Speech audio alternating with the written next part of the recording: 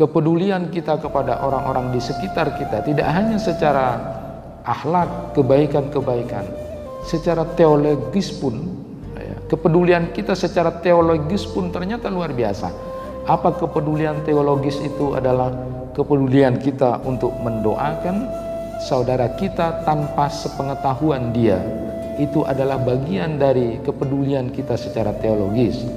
Ya, kita mendoakan saudara-saudara kita doakan tetangga kita doakan orang-orang yang mungkin sedang bermusuhan pada kita, mendoakan orang-orang lain, mendoakan orang-orang muslim yang lain, mendoakan orang-orang mukmin yang lain. Itu adalah bentuk kepedulian. Betapa banyak kita kemudian berdoa hanya untuk diri kita sendiri dan keluarga kita sendiri, tapi tidak pernah mendoakan orang-orang di sekitar kita. Hatta dalam urusan mendoakan saudara kita itu juga dilihat.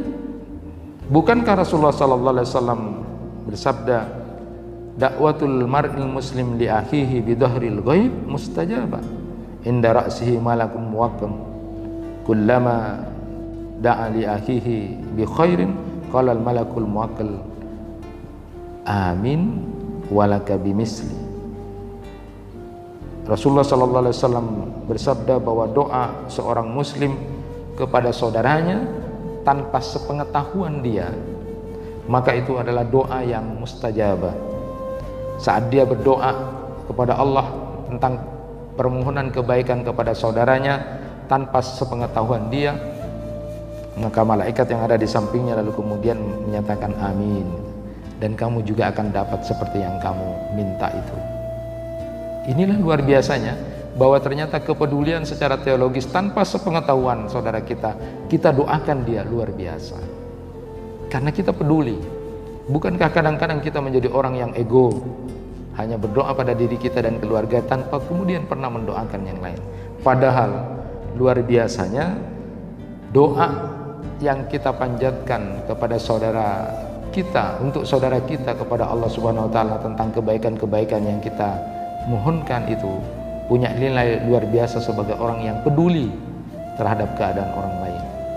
Bukankah kita mungkin melihat saudara-saudara kita bermasalah, punya masalah urusan keluarga, punya kekurangan ekonomi, mungkin paling tidak ketika kita tidak bisa membantu dia, kita doakan juga secara khusus.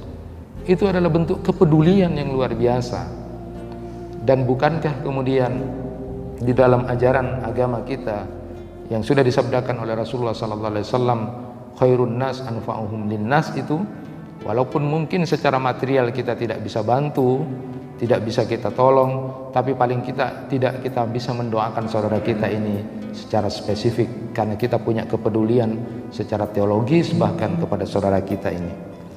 Ada beberapa alasan kemudian kenapa kemudian doa bidhahril ghaib itu tanpa sepengetahuan saudara kita itu mustajabah. Pertama adalah karena diamini oleh malaikat, diamini oleh para malaikat. Itu doa yang mustajabah. Karena di antara doa itu akan terkabul adalah ketika seorang memohon dan meminta dirinya bebas dari yang namanya harta yang haram. Dalam satu riwayat disebutkan ada yang berdoa kepada Allah, meminta sesuatu kepada Allah, tapi kemudian Allah tegur, kamu makanannya haram, minuman kamu haram, pakaian kamu haram, dan sebagainya itu disebutkan. Nah, para malaikat itu tidak itu, sehingga kemudian kenapa mustajabah? Karena doa bidhahril ghaib ini betul-betul kemudian diamini oleh para malaikat.